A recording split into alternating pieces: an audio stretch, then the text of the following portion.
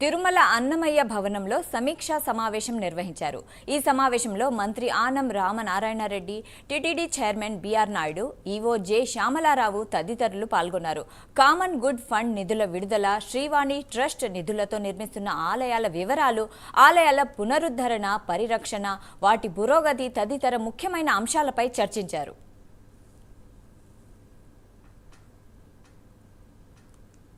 పండితులు ఎవరైతే నిరుద్యోగులుగా ఉన్నారో వాళ్ళకి 3,000 రూపాయలు ఇవ్వాలని, అది ఈ రాష్ట్రంలో దేవాదాయ శాఖ నుంచి ఇవ్వడం, ఆ ఇచ్చే సందర్భంలో టీటీడీ యొక్క అవసరాలు పొంది టీటీడీ వాళ్ళతో కూడా కలిసి నిర్ణయం తీసుకోమని చెప్పారు. 600 మంది అంటే దాదాపుగా 599 మంది ఇవాళ వేద పండితులు నిరుద్యోగులుగా రాష్ట్రంలో ఉన్నారనేది మాకు వచ్చిన అప్లికేషన్లు, మాకున్నటువంటి సమాచారం.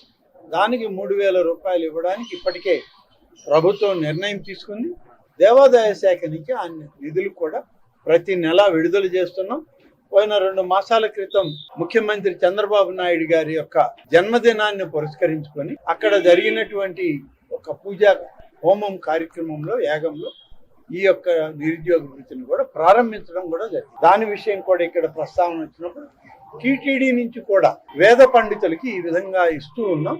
వాటిని ఏ విధంగా సమన్వయం చేయాలనేది మేము ఇద్దరు అధికారులకి అప్పచెప్పడం జరిగింది.